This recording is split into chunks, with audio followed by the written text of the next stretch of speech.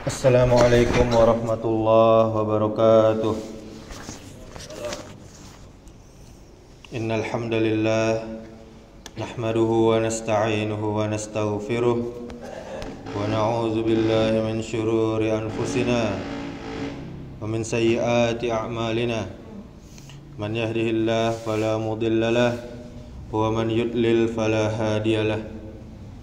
Asyhadu an la ilaha illallah wahdahu la syarika lah wa asyhadu anna Muhammadan abduhu wa rasuluh, amma ba'du. Alhamdulillah, kita bersyukur kepada Allah Subhanahu wa taala. Kita memuji Allah Subhanahu wa taala karena Allah masih memberikan kita begitu banyak nikmat sehingga kita tidak mampu untuk menghitung nikmat-nikmat Allah tersebut. Kemudian salawat serta salam semoga selalu tercurahkan untuk junjungan kita, panutan kita, suri tauladan kita, Nabi Muhammad sallallahu alaihi wasallam. Allahumma salli wa sallim wa barik ala Muhammadin wa ala alihi wa ashabihi ajma'in. Mudah-mudahan salawat kita bersambung kepada keluarga Nabi, kepada para sahabat Nabi, dan juga kepada orang-orang yang mengikuti sunnah-sunnah Nabi sampai hari kiamat kelak. Bapak Ibu kaum muslimin, kaum muslimat, jamaah subuh yang dirahmati Allah Subhanahu wa taala. Kita wajib bersyukur kepada Allah Subhanahu wa taala. Dengan apa? Dengan melaksanakan perintah-perintahnya, dan kita wajib menjauhi larangan-larangannya. Dan perintah yang terbesar adalah mentauhidkan Allah Subhanahu wa taala. Sedangkan larangan yang terbesar adalah syirik, yang kita wajib menjauhkan diri kita darinya. Syirkun akbar, syirik besar, maupun syirkun asghar, syirik kecil. Bapak Ibu kaum muslimin, jamaah yang dirahmati Allah Subhanahu wa taala. Tauhid merupakan dasar dalam kita beragama Islam ini. Merupakan dakwahnya para anbiya war rasul, para nabi dan para rasul alaihimus salatu wassalam.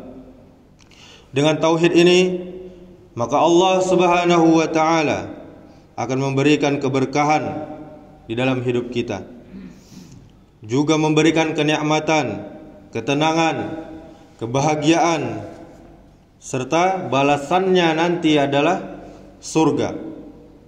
Kalau kita berjalan di atas wahyu, di atas petunjuk Allah Subhanahu wa taala, maka akhiri nantinya hidup kita ini dengan tauhid. Allah Subhanahu wa taala mengingatkan kepada nabinya sallallahu alaihi wasallam untuk mengetahui tentang tauhid. Kemudian juga meminta ampun atas semua dosa-dosa. Karena kedua hal ini adalah merupakan tiang pondasi dari agama kita ini, yaitu tauhid dan istighfar, meminta ampun kepada Allah. Allah Subhanahu wa taala berfirman, "Fa'lam annahu la ilaha illallah wastaghfir li dzambik walil mu'minina wal mu'minat wallahu ya'lamu mutaqallabakum wa maswaakum." Maka ilmuilah, ketahuilah bahwa sesungguhnya tidak ada sesembahan, tidak ada Tuhan selain Allah, dan mohonlah ampunan bagi dosamu dan bagi dosa orang-orang mukmin, yang laki-laki maupun yang perempuan.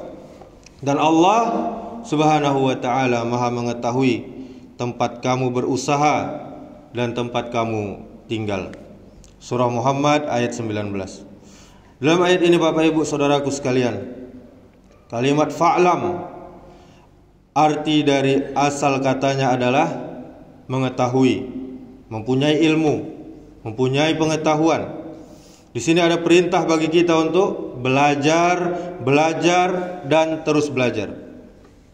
Kita tidak akan bisa mengetahui tentang agama yang mulia ini kecuali dengan belajar. Dengan pelajaran pertama yang harus kita ketahui adalah tentang tauhid la ilaha illallah. Allah Subhanahu wa taala telah memulai dengan kalimat fa'lam yang artinya kita harus mengetahui tentang agama ini. Asasnya agama ini adalah tauhid. Maka Imam Bukhari telah menyebutkan di dalam kitabnya Babul Ilmi qabla qauli wal amal. Bab ilmu itu sebelum berkata dan beramal. Artinya kita harus belajar dan terus belajar. Dan kita harus tahu bahwa tiada ilah, tiada Tuhan yang berhak diibadahi, yang berhak disembah, melainkan hanya Allah Subhanahu wa ta'ala, Rabbul Alamin. Kita bisa mengetahui bahwa Allah Subhanahu wa ta'ala satu-satunya Tuhan, ilah yang disembah. Tidak ada yang lain yang boleh disembah kecuali hanya Allah Subhanahu wa ta'ala saja. Kita bisa mengetahui dari rububiyah, uluhiyah, asma wa sifat Allah Subhanahu wa ta'ala, bahwasanya tidak ada yang menciptakan yang di langit dan yang di bumi kecuali hanya Allah Subhanahu wa ta'ala saja. Sampai kaum musyrikin, orang-orang yang berbuat kesyirikan pun mengakui tentang hal ini. Allah Subhanahu wa ta'ala berfirman, "Wa la in sa'altahum man khalaqas samawati wal arda la yaqulunna Allah." Dan sungguh jika kamu bertanya kepada mereka, siapakah yang menciptakan langit dan bumi? Niscaya orang-orang musyrik itu menjawab, Allah. Ini bisa kita lihat di surah Az-Zumar ayat 38. Bapak ibu saudaraku jamaah yang dimuliakan Allah Subhanahu wa ta'ala, kita harus benar-benar mengetahui bahwa tidak ada yang menciptakan di langit, menciptakan di bumi, dan seluruh makhluk di alam semesta ini kecuali hanya Allah Subhanahu wa ta'ala. Kalau Allah Subhanahu wa ta'ala yang menciptakan kita, yang menciptakan orang tua kita, dan menciptakan orang-orang sebelum kita, maka kita wajib beribadah hanya kepada Allah saja. Allah Subhanahu wa ta'ala telah berfirman, "Ya ayyuhan nasu ubudu rabbakumul ladzi khalaqakum walladzina min qablikum la'allakum tattaqun." Wahai manusia, sembahlah Tuhanmu yang telah menciptakanmu dan orang-orang sebelum kamu agar kamu bertakwa. Ini surah Al-Baqarah ayat 21. Jadi Allah Subhanahu wa ta'ala sebagai Khalik yang maha menciptakan, kita wajib beribadah hanya kepada Allah Subhanahu wa ta'ala. Kemudian kaum muslimin, kaum muslimat, kita harus mengetahui juga bahwa Allah Rabbul Alamin yang telah memberikan rezeki kepada kita. Tidak ada yang memberikan rezeki di langit dan di bumi kecuali hanya Allah Subhanahu wa ta'ala. Entah itu kepada kita, bahkan kepada orang fasik yang terus berbuat dosa, orang fajir maupun orang kafir, semua itu Allah lah Subhanahu wa ta'ala yang memberikan rezeki kepada semuanya. Kemudian Allah Subhanahu wa ta'ala juga mempunyai nama-nama yang indah dan sifat-sifatnya yang mulia, yang tinggi, yang mewajibkan kita untuk beribadah hanya kepada Allah Subhanahu wa ta'ala saja. Kita juga mengetahui bahwa hidup ini pasti ada akhir, pasti ada kematian. Setelah itu ada hisab, ada perhitungan, kemudian ada azab ataupun ada surga yang berisi kenikmatan, dan ada azab yaitu di dalam neraka. Kita wajib tahu semuanya itu sehingga kita beribadah hanya kepada Allah Subhanahu wa ta'ala saja semata-mata. Dan masih banyak lagi yang lainnya. Kita wajib mengetahui bahwa kita harus beribadah hanya kepada Allah semata-mata.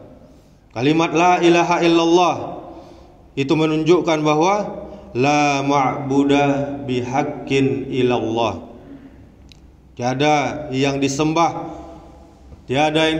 dengan sebenar-benarnya kecuali hanya Allah Subhanahu wa taala.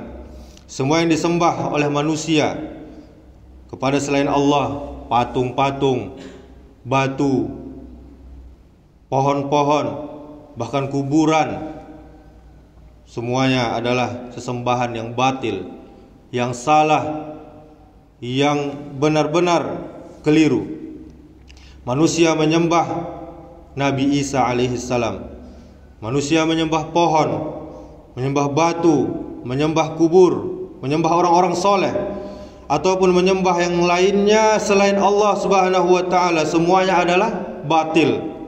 Allah Subhanahu wa taala berfirman, "Zalika bi anna Allaha huwal haqqu wa anna ma yad'una min dunihil batil wa anna Allaha huwal aliyyul kabir."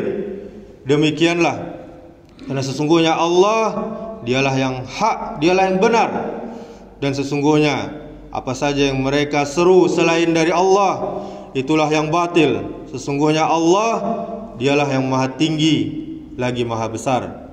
Surah Luqman ayat 30. Kita wajib mengetahui, saudaraku, Bapak Ibu yang dirahmati Allah Subhanahu wa taala, kita wajib beribadah hanya kepada Allah Subhanahu wa taala. Itulah kalimat la ilaha illallah, merupakan awal diciptakannya segala makhluk ini, dan juga akhir kehidupan kita dengan la ilaha illallah. Jadi alasan Allah menciptakan semua ini bukan karena Nur Muhammad, tetapi karena la ilaha illallah. Tiada yang berhak disembah selain Allah Subhanahu wa taala. Kalau kita mati dalam keadaan kita tahu tentang la ilaha illallah, kita mengucapkan la ilaha illallah, maka kita akan masuk surga. Sebagaimana Rasulullah sallallahu alaihi wasallam bersabda, "Man mata wa huwa ya'lamu annahu la ilaha illallah, dakhalal jannah." Siapa saja yang mati dalam keadaan dia tahu bahwa tidak ada sesembahan yang benar kecuali Allah, maka balasannya dia akan masuk surga. Hadis ini sahih, riwayat Imam Muslim. Kemudian di dalam riwayat yang lain disebutkan orang yang mati dalam keadaan dia tidak menyekutukan Allah, dia tidak berbuat syirik, maka dia akan masuk surga. Ini yang harus benar-benar kita pahami, dan ini adalah dasar pondasi kita dalam beragama. Bukan sekedar orang mengucapkan la ilaha illallah, tapi dia juga harus tahu tentang isinya. Apa di dalam la ilaha illallah itu? Zikir yang paling utama, kata Nabi sallallahu alaihi wasallam, afdaluz zikri la ilaha illallah. Seutama-utama zikir, seafdal-afdal zikir adalah la ilaha illallah. Hadis riwayat Tirmizi. Tapi orang harus tahu tentang makna la ilaha illallah, dan harus tahu tentang rukunnya la ilaha illallah. Rukun la ilaha illallah ada dua. Yang pertama adalah nafi, yang kedua adalah isbat. Nafi artinya nafian jami'a wa yu'badu min dunillah. Kita ingkari, kita tiadakan semua yang disembah manusia kepada selain Allah Subhanahu wa taala. Dan isbat artinya musbitan al-ibadata lillahi wahda. Kita wajib menetapkan ibadah itu hanya kepada Allah Subhanahu wa taala saja. Semua sesembahan yang disembah manusia selain Allah adalah batil dan merupakan syirik yang paling besar, syirkun akbar. Allah Subhanahu wa taala tidak akan mengampuni dosa-dosa orang yang berbuat syirik kepada Allah Subhanahu wa taala jika dia mati dalam keadaan tetap berbuat syirik, tidak bertaubat kepada Allah Subhanahu wa taala.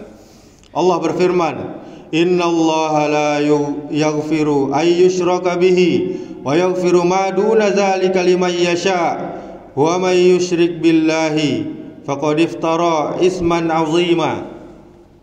Sesungguhnya Allah tidak akan mengampuni dosa syirik, dan Allah mengampuni segala dosa yang selain dari syirik itu. bagi siapa saja yang Allah kehendaki.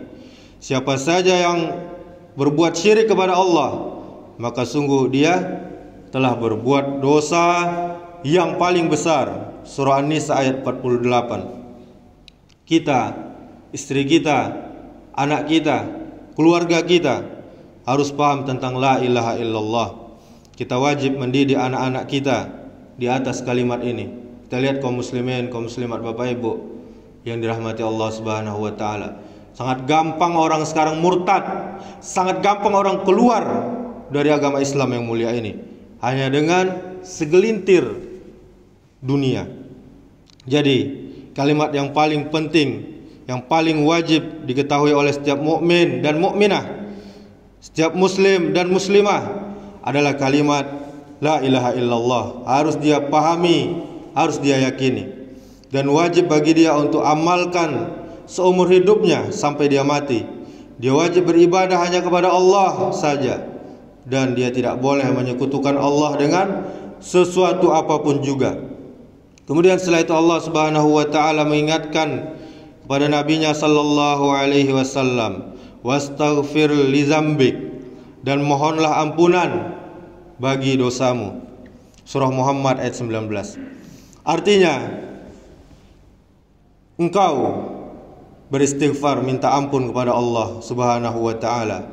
Kalau Nabi Muhammad sallallahu alaihi wasallam, manusia yang paling mulia, manusia yang sudah dijamin surga, disuruh minta ampun oleh Allah Subhanahu wa taala, apalagi kita, manusia yang belum jelas surga kita, yang belum pasti diampuni dosa kita. Dan Nabi Muhammad sallallahu alaihi wasallam bersabda, ya ayyuhan nas tubu ilallah wastaghfiruhu fa inni atubu fil yaumi mi'ata marrah. Wahai manusia, bertaubatlah kalian kepada Allah dan minta ampunlah, istighfarlah kepadanya. Sesungguhnya aku minta ampun kepada Allah dalam sehari 100 kali. Hadis riwayat Muslim. Bapak Ibu jamaah yang dimuliakan Allah Subhanahu wa taala, kita harus terus istighfar kepada Allah Subhanahu wa taala. Kemudian kita mohonkan ampun juga untuk kaum mukminin dan mukminah. Mohon ampunkan untuk mereka agar mereka juga diampuni oleh Allah Subhanahu wa taala dosa-dosanya. Dan masalah istighfar adalah masalah yang sangat penting dalam kehidupan kita. Makanya Allah Subhanahu wa taala menyebutkan para nabi yang berdakwah itu setelah memerintahkan untuk beribadah kepada Allah Subhanahu wa taala, kemudian mereka diperintahkan untuk bertaubat kepada Allah Subhanahu wa taala dan meminta ampun kepada Allah. Setelah mereka diajak untuk mentauhidkan Allah, kemudian mereka diperintahkan untuk bertaubat dan minta ampun kepada Allah Subhanahu wa taala. Dan Allah Subhanahu wa taala akan menyiksa, akan mengazab kalau seandainya kaum itu tetap istighfar. Allah tidak akan mengazab. Dan Allah Subhanahu wa taala berfirman, "Wa ma kana Allahu liyu'adzibahum wa anta fihim wa ma kana Allahu mu'adzibahum wa hum yastaghfirun." Dan Allah sekali-kali tidak akan mengazab mereka sedang kamu berada di antara mereka, dan tidaklah pula Allah akan mengazab mereka sedang mereka meminta ampun. Ini surah Al-Anfal ayat 33. Maka Nabi kita Muhammad sallallahu alaihi wasallam selalu setelah ibadah beliau istighfar. Contohnya juga kita setelah sholat istighfar. Setelah sholat 5 waktu kita diperintahkan untuk istighfar. Astaghfirullah, astaghfirullah, astaghfirullah. Selalu demikian. Setiap akhir amal kita akhiri dengan istighfar, minta ampun kepada Allah Subhanahu wa taala. Karena kita lalai dalam ibadah kita. Kita lalai, kita lupa kepada Allah Subhanahu wa taala dan perintah-perintahnya. Begitu juga kita dari mulai pagi sampai sore hingga malam, dari bangun tidur sampai tidur lagi, kita ibadah kepada Allah Subhanahu wa taala. Kemudian kita disuruh beristighfar pada waktu malam hari, pada waktu sahur. Allah taala berfirman, "Wa bil asharihum yastaghfirun." dan mereka selalu memohonkan ampunan di waktu pagi sebelum fajar.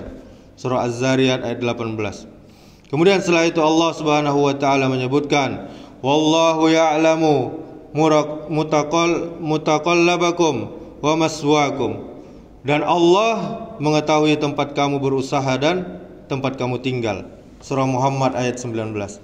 Artinya, Bapak Ibu Saudaraku yang dirahmati Allah Subhanahu wa taala, Allah Maha mengetahui semua yang kita lakukan. Maka kita wajib berhati-hati untuk terus bertaubat.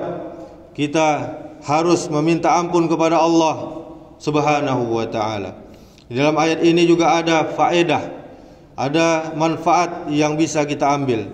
Di antaranya yang pertama adalah Allah memerintahkan kita untuk terus belajar dan belajar.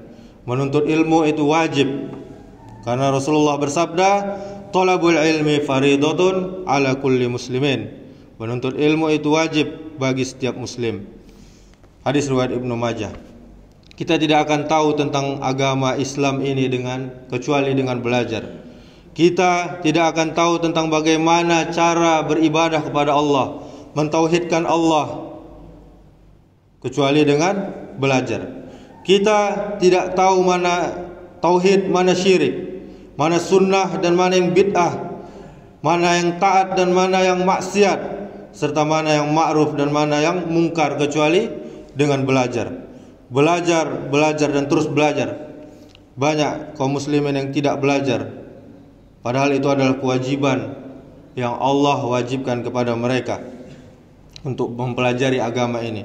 Allah Subhanahu wa taala menciptakan kita untuk ibadah. Wa ma khalaqtul jinna wal insa illa liya'budun. Ma uridu minhum mir rizqin wa ma uridu ayyut'imun. Innallaha huwar razzaqu dzul quwwatil matin. Dan aku tidak menciptakan jin dan manusia kecuali hanya untuk beribadah kepadaku. Aku tidak meminta rezeki sedikit pun dari mereka, dan aku tidak menghendaki supaya mereka memberiku makan. Sesungguhnya Allah, Dialah Maha Pemberi rezeki yang mempunyai kekuatan lagi sangat kuat. Surah Az-Zariyat ayat 56 sampai 58. Bapak Ibu Saudaraku yang dirahmati Allah Subhanahu wa taala, Allah selalu memberikan kita rezeki semuanya kepada kita, baik kita beriman maupun tidak beriman. Tapi kita harus sisihkan waktu kita untuk ibadah dan untuk mempelajari agama ini sampai kita mati. Dan kemudian faedah yang kedua yang bisa kita ambil dari ayat ini, yaitu pelajaran pertama yang harus kita pelajari adalah tentang tauhid. Ini yang pokok, ini yang dasar. Dan semua dai, semua ustadz, semua tuanku wajib mengetahui tentang ini. Tidak boleh menyimpang dia dari dakwahnya para nabi dan para rasul. Semua nabi dan rasul dakwahnya adalah mentauhidkan Allah Subhanahu wa taala. Allah berfirman, "Walaqad ba'atsna fi kulli ummatin rasulan an i'budullaha wajtanibut taghut." Dan sesungguhnya kami telah mengutus rasul pada tiap-tiap umat untuk menyerukan, mengajak manusia sembahlah Allah saja dan jauhilah tagut, jauhilah semua sembahan selain Allah Subhanahu wa taala. Surah An-Nahl ayat 36. Kemudian faedah yang ketiga, bahwasanya tidak ada yang disembah dengan benar kecuali hanya Allah. Satu-satunya yang wajib kita ibadahi hanya Allah saja. Selainnya adalah batil dan kufur, syirik, dan semuanya membawa kepada neraka. Allah Subhanahu wa taala yang memberikan kita rezeki, yang menciptakan kita, yang mengatur alam semesta, dan Allah lah yang mempunyai surga dan neraka. Kita wajib untuk beribadah hanya kepada Allah saja. Kita tidak boleh palingkan ibadah ini kepada selain Allah. Kemudian faedah yang keempat, Allah Ta'ala perintahkan kepada kita untuk selalu istighfar siang dan malam, meminta ampun karena kita pasti banyak dosa dan dosa kita tidak terhitung jumlahnya. Kemudian yang kelima, kita juga hendaknya mohon ampunkan juga untuk orang-orang mukmin, terutama orang tua kita, saudara kita, sanak famili, dan juga kaum muslimin, kaum muslimat. Kemudian faedah yang terakhir, yang keenam, bahwa Allah Ta'ala sangat mengetahui semuanya yang terjadi ini. Allah Maha mengetahui apapun yang kita lakukan. Bapak Ibu Saudaraku sekalian, kita wajib berhati-hati agar kita berjalan di atas jalan yang hak, jalan yang benar untuk taat kepada Allah dan menjauhkan diri dari perbuatan dosa dan maksiat. Demikianlah, semoga bermanfaat untuk kita semua. Subhanakallahumma wa bihamdika asyhadu an la ilaha illa anta astaghfiruka wa atubu ilaik. Wassalamualaikum warahmatullahi wabarakatuh.